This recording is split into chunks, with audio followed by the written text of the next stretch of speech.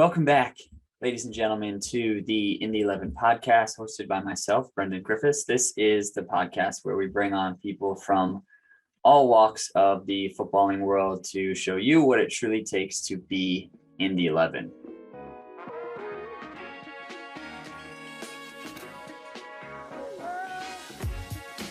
Today is episode 50. Wow, which is still crazy for me to even say out loud that there's been 50 episodes of this little podcast.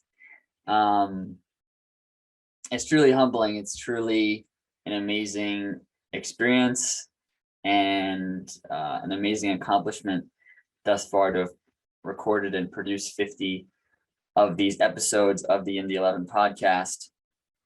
I know probably for about the past 10 or 11 episodes, we haven't had this sort of format with just me on the microphone, but I know that's kind of how this podcast originated, with me discussing, my pursuits of playing overseas and kind of sharing my story. And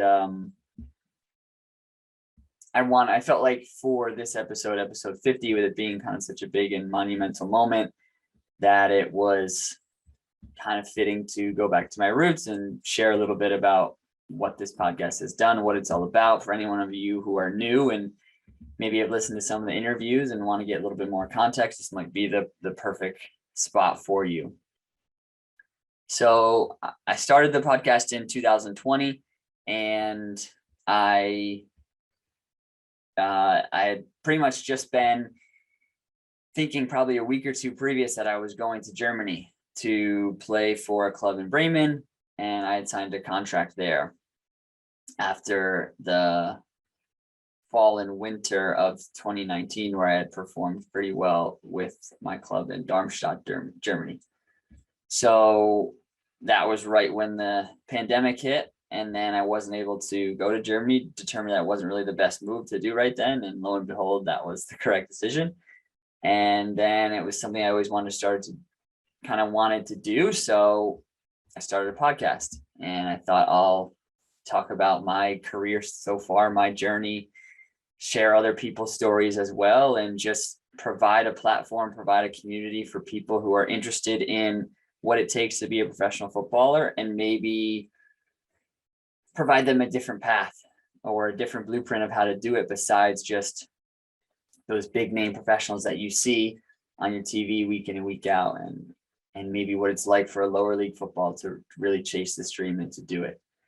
I recorded an episode and posted it, and quickly after, that first initial wave of all these people are like, "Oh, go check this out. It's so awesome. My friend is doing this," or, "My teammate is doing this podcast. Go listen to him." I quickly realized, okay, as soon as that first one goes out, it's when's the next one coming out? And for those of you who also produce content or make podcasts or something of this nature, you know that all too well. Of once one episode's out, then it's okay, if you want to be consistent, when's the next one going to get recorded? What's it going to be about? When's the deadline? All those types of things. So, I started it and just thought, oh, this is cool, and didn't really know what I was getting myself into. I didn't understand the magnitude of something like this. And looking back, I probably would have maybe pre-recorded a few episodes, but hey, this is, all part about what this podcast is about. And I would treat the making of this podcast no differently, that it's been a learning experience from the start. So as I said, we started in 2020, and in the past 2 years, this is now our 50th episode. So we're probably just on pace for, an episode every 2 weeks or so. Obviously, we've taken some breaks here and there, and we've had some times we've been able to produce an episode each week.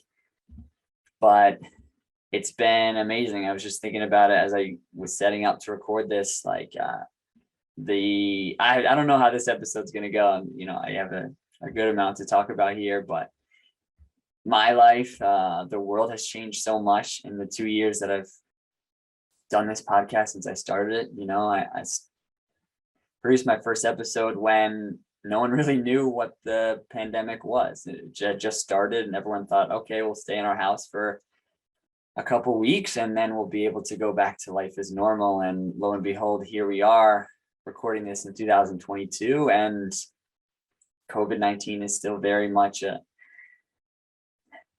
relevant figure in popular culture and in society. We've been unable to escape it yet.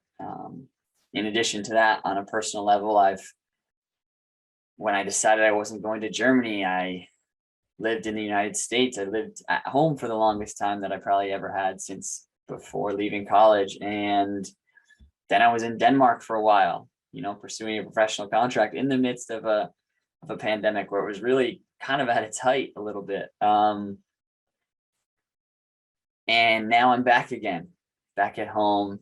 And like I said, a lot has changed over the past 2 years, and it's been an eye-opening experience to kind of also have this podcast coexist with my own journey, and to be able to share a little bit of that with you, and to have people out there actually resonate with it is a humbling experience, as I said at the top. But since we've started, we've had 27 total guests on the show. We've had professional players, coaches, directors, all sorts of people from the footballing world, and even some people that maybe weren't directly involved in the footballing world, but can offer some value to anyone else that's listening. Just in 2021 alone, we released and produced 25 episodes, and they were listened to just in 2021 in 42 different countries around the world, which is, even to hear that come out of my mouth now is jaw-dropping, because I assumed when I released it, I had some friends in Philadelphia, I had some friends in New York. I knew some other people from who I'd played with, maybe in some different countries. Maybe I get a handful in England or a handful in Brazil or something of ex-teammates. But to think that people in 42 different countries have listened to the show is amazing. And in addition to that, we released over 1,500 minutes of audio for you guys all to listen to. 66 of the people out there who are listening right now, or listened in 2021, listen to this podcast more than any other podcast. And a lot of this information is due to those of you listening on Spotify. So who knows, that number could even be quite different for those of you who also listen on other platforms as well, or watch the show as well. That was a big number for me, to know that there's so many podcasts out there. There's so many ways that people can consume media via video, music, podcasting, interviews. To know that nearly 70 people out there are clicking on my episodes more than any other podcast out there. Again, humbled is really the only word that I can come up with, and appreciative is probably the next best one.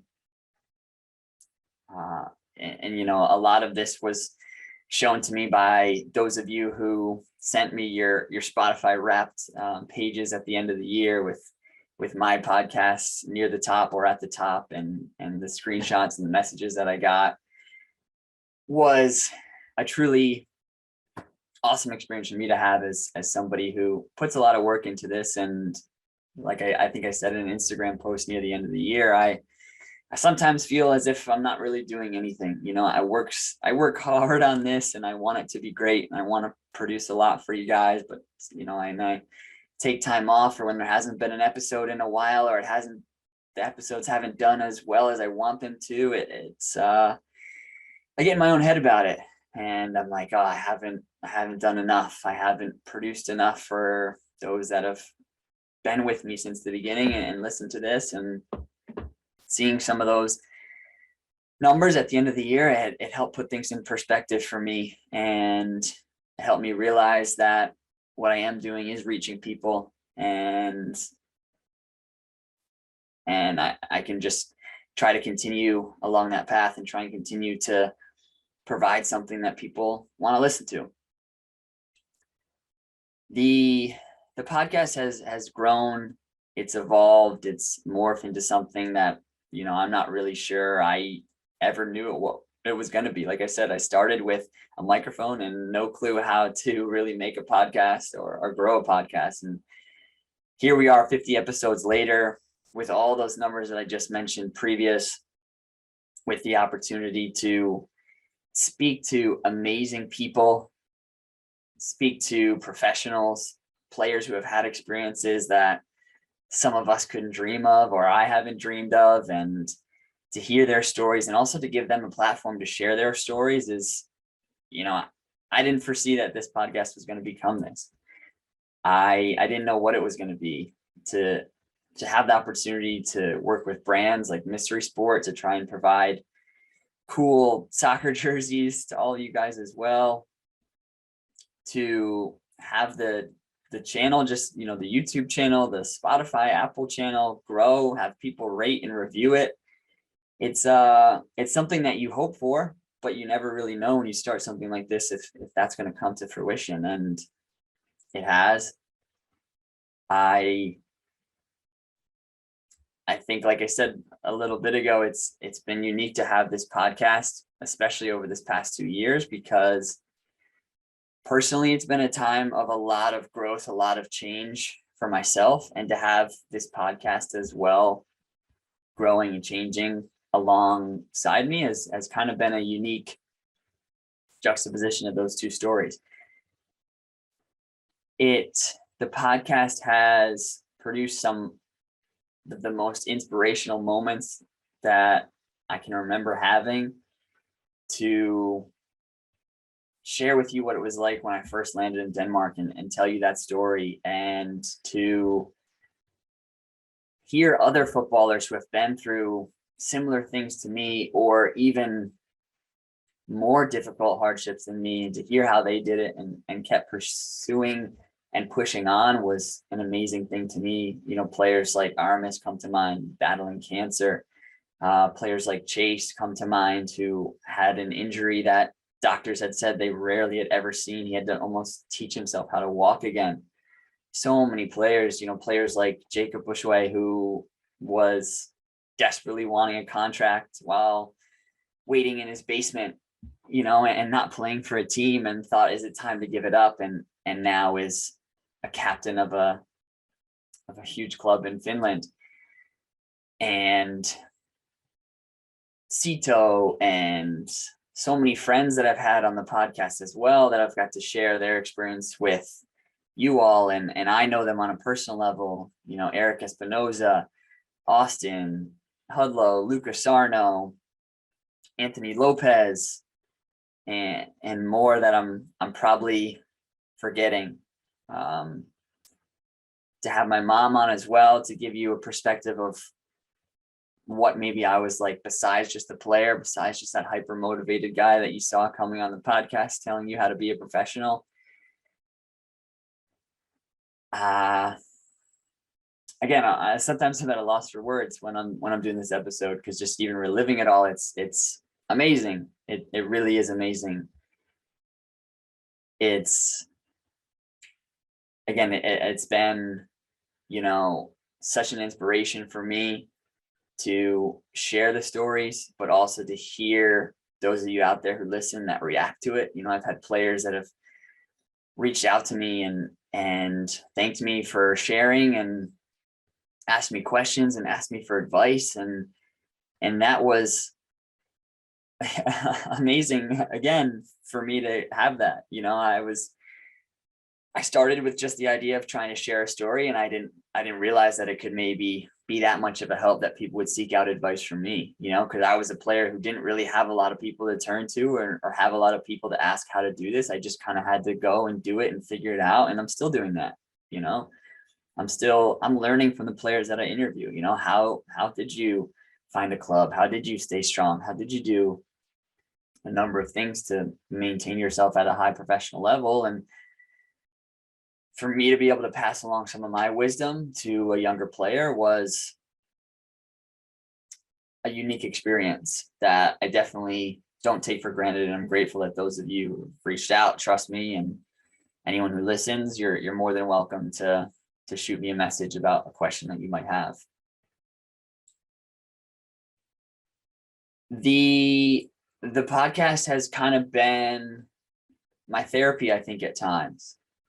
I look back at Denmark and I think had I not had this outlet to be able to kind of talk about what was going on and sharing with you the highs and the lows of being overseas and being a quote unquote pro, I don't know if I would have lasted as long as I did with the circumstances that I was in. It's also been a daunting and fearful thing for me at times to have this podcast, and I don't want to cast a negative light on it or say that it's any of your fault at all as the listener, but I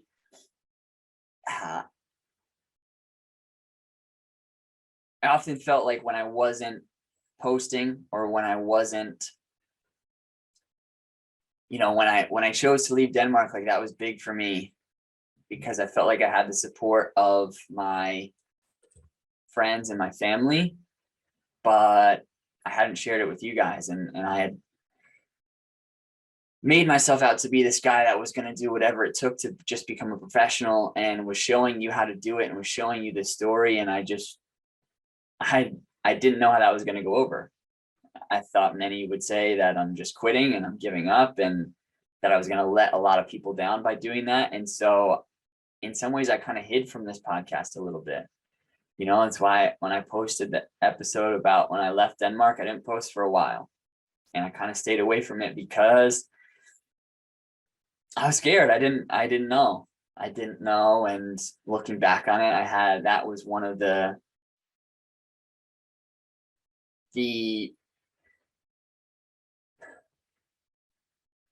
most inspiring moments of this podcast was after posting that episode and seeing how many people that I thought would question it just reach out to me and say, hey, like,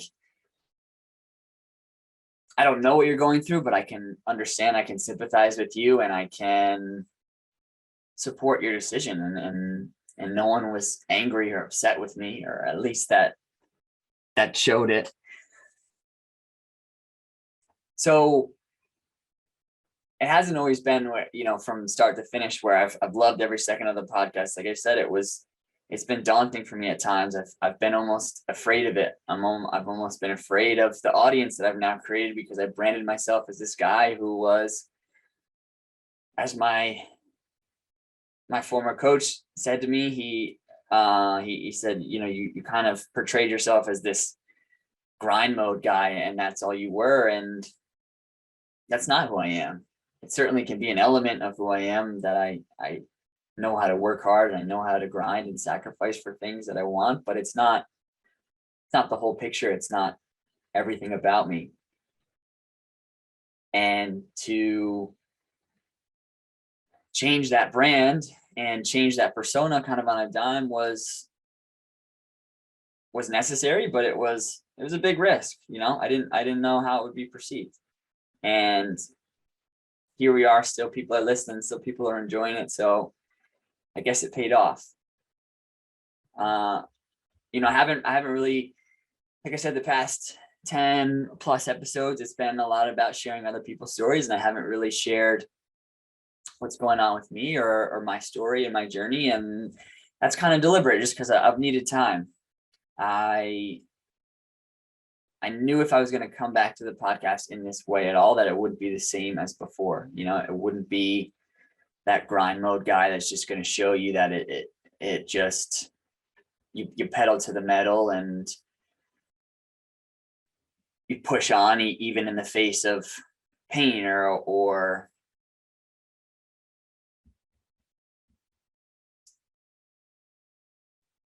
when things don't feel right.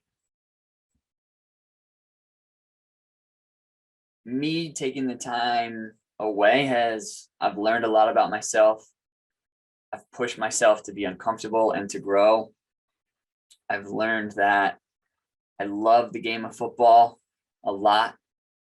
I've loved it so much that I've hated how much I've loved it. I've loved it to the point where I actually thought that I hated it because it wasn't looking the way that I thought it was supposed to, or that I wanted it to. And, I've loved it to the point where I hated it because I thought, well, there's such a strong emotion that I feel for this sport right now, and love and hate are the two strongest emotions I can think of. So it has to be one or the other. But through a lot of self-reflection, a lot of sitting in uncomfortable places in my mind, and trying to, again, push myself out of my comfort zone, and as a conversation I had with my cousin recently sticks in my mind more and more each day, is that the way is through, not out or around. The difficult times that you're faced with, the answer is not always to run away or to try and escape. It's oftentimes to sit in the uncomfortableness, to sit in the scary, and try and make sense of the mess, and see if you can find a way to navigate through rather than run away. And that's what I've tried to do. So through that self-reflection, through conversations with the people very close to me, perhaps even those who get a cheeky insurance copay every now and then, I've learned that I'm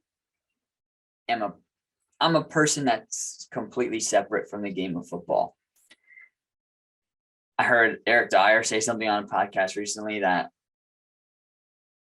line often gets blurred between the footballer and the person, and you think that it's just one thing, but it's two distinct things. I'm a person that can love football, that can play football, but I don't have to be a footballer. I don't have to determine who I am or how good I am through what I do on a football pitch. And I think me trying to process and analyze the experience that I had in Denmark has led me to that realization, and to that fact being true for myself. Because if I hadn't taken this time away, if I hadn't taken this time for myself to try and grow, I don't know if I would have reached it, or I don't know if I would have reached it in a healthy way, and I might have come crashing and burning down someday down the road. I learned that Denmark wasn't all my fault, and it wasn't that I should blame myself and blame football because I wasn't strong enough to cope. And I learned that I didn't need to leave because of the fact that maybe I didn't love football anymore. I learned that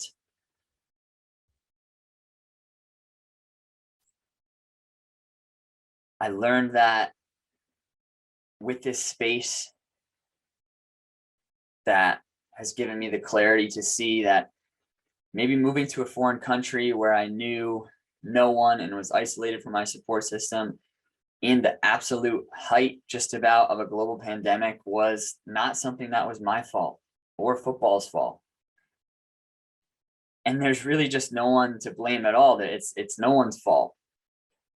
I don't need to point the blame at someone. There isn't a culprit that I need to identify for this. And I think that's what I was constantly seeking while I was over there. It was like, well, and basically what I landed on was, it was one of two things. It was either mentally, I just wasn't tough enough to hack it, to cope with the adversity that was faced in front of me, or I didn't love football anymore. And those were the only two options. It's taken me taking the past couple of months, ever really since I ended the season this summer, without training to really learn all of this.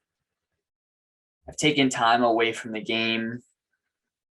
Not entirely away from the game. I was basically still a full-time coach this fall, and was still playing in a Monday night co-ed league for fun. But for any of those out there who know me or know what it takes to really play football at a high level, you can understand what I'm saying when I've taken time away from training, right? There's working out, right? There's working out, there's training, but then there's training. And I've taken time away from training, which has been hard because all my life for 20 plus years, football has been the thing that I will then pour myself back into. I take a few weeks off, maybe in an off season, and then I go as hard as I can back into it because it's the thing that allows me to run from fears, stresses, anxieties that I have. If I can pour myself into, I want to become a professional footballer, or I want to go and train day in and day out nonstop, then I can run. I don't have to sit in my house or go for walks and just think. But with time, I've been able to do those things more. And I haven't needed football in the way that I've needed it before, which I think is an important thing, at least for me, to develop. Is football can't be my crutch. It can't be my need. It can't be my drug, because I develop an unhealthy relationship with it. I need for it to be that I do it because I love it, because at the end of the day, that's what I thought I was doing in the beginning to start to pursue it at a professional level. I thought I love football more than anything, so what could be better than getting paid to play football? And what I realized is eventually it got to the point where I needed it. I felt like I wasn't me if I didn't have it. I felt like I didn't have the same worth, didn't have the same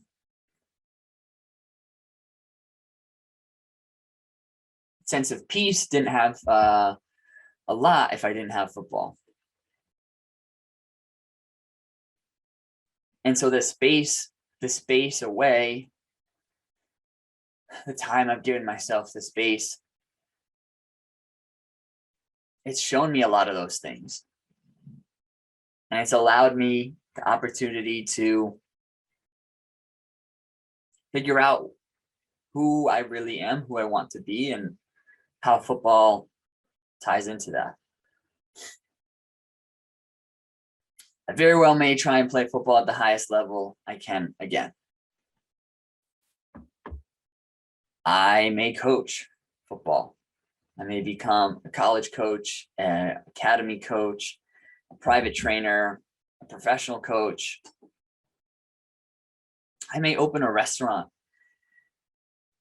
I might move to Hawaii and learn how to surf and move my family out there with me, and we'll start a farm with kiwis and strawberries, and I don't know. I may do none of those things at all, and I may do something that I just learn about tomorrow or in a week from now, an opportunity that presents itself to me. I'm going to do what brings me peace each day. And each day I try and get closer and closer to accepting that and understanding that it can look a number of different ways. It could very well look like I could do 2 or 3 things at once. It doesn't have to be just one thing. It doesn't have to just be, I am only pursuing this one thing. I can pursue a number of different interests. And maybe that's really what is the way for me to go with this. Maybe that's really more true to who I am. I did grow to miss football the more time that I took away from it. I enjoy it. I have fun with it. And take it for what it is. As of recording this week, I put together a group of guys that I played with over the summer, and I started training again. Training again. And it doesn't mean anything, or it could mean something. I don't know. But I know that I woke up in the morning, played some football with some guys, and I felt good. And that's about where I'm going to leave that for right now. In 2021, or New Year's Eve of 2020, I wrote down one thing on a piece of paper. And I said, 2021, my one goal was, I'm going to become a professional footballer. And the first 2 months of 2021, everything was tracking to become that. And I felt so good. I felt so happy, and I felt so like in my bones, I just knew it was going to happen. Which made it all the more difficult when I went to Denmark. And it felt like kind of my whole world had like collapsed around me and came crashing down. I didn't know what to do, or who I was, or where to turn, or I didn't have any answers to any questions. And I came home and I thought, okay, I'm home now. I'm safe. I'll be all right. And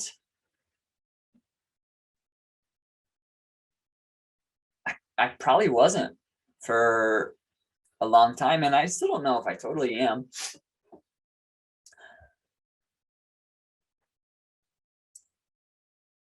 I came home, and then I was in another team again. I threw myself back into playing, and it's just almost even more of a buffer, right? To let me really deal with what just happened in Denmark after this season. I'll still play football. So I did. And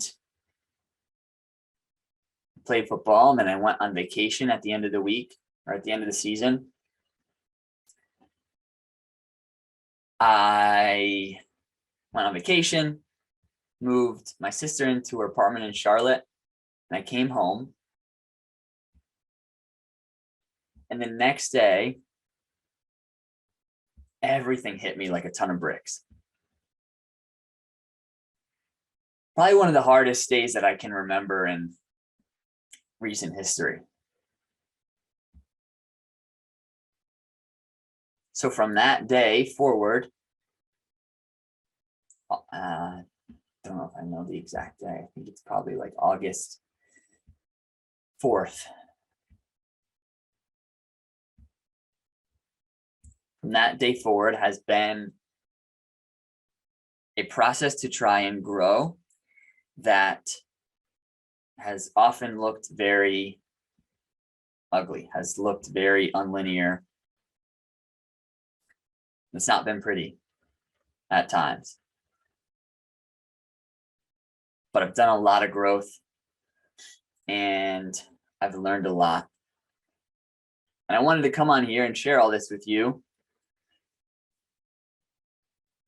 because I think I've said it a lot that I want to try and maybe also use this podcast as a platform to be able to shed some light on mental health in the professional sports world, the professional soccer world. And I think that realm of the sport has grown a lot, but I still think until more and more people have honest conversations like this, where they can look into the camera and be like, yeah, it wasn't good. Everything, it's often still sugar coated, and even my conversation with you today, it's still sugar coated to an extent. But the more comfortable that people can get with speaking openly on times when they're struggling, it makes it, what I hope, that much easier for somebody out there who's listening that feels something at all similar to this. Makes it that much easier for them to go through it and to know that they're not alone. The main priority of why I wanted to come on and do this 50th special episode is because I owe all of you who are listening and watching an immense amount of gratitude.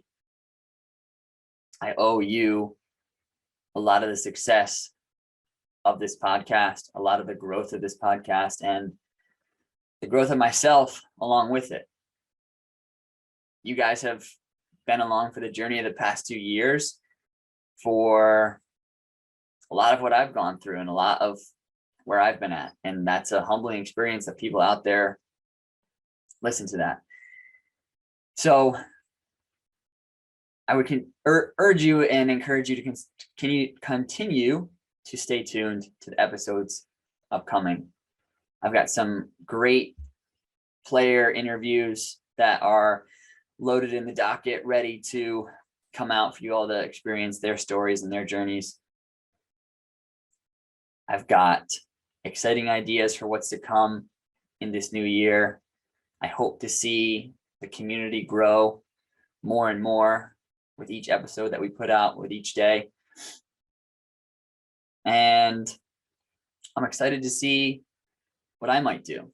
I know regardless of what happens, whether I go play football somewhere else, whether I play some more football around here, whether I do something completely different, I know that this podcast is going to factor into that plan for me. So 50 episodes down, and here's to 50 more. Thank you so much for being along for the ride, along for the journey. I would urge you to follow along on any platform that you're listening to. We're available pretty much everywhere. You can watch the episodes on YouTube. You can check us out on Instagram and on TikTok as well if you want a little bit smaller bite-sized content. But that's all I really got for you guys today. Again, I can't thank you enough. I'm humbled. I'm grateful. I'm inspired by all of you out there who click on my little In the 11 podcast button every so often. So please keep doing that. Please keep sharing it with your friends. And I'll talk to all you guys soon. Peace.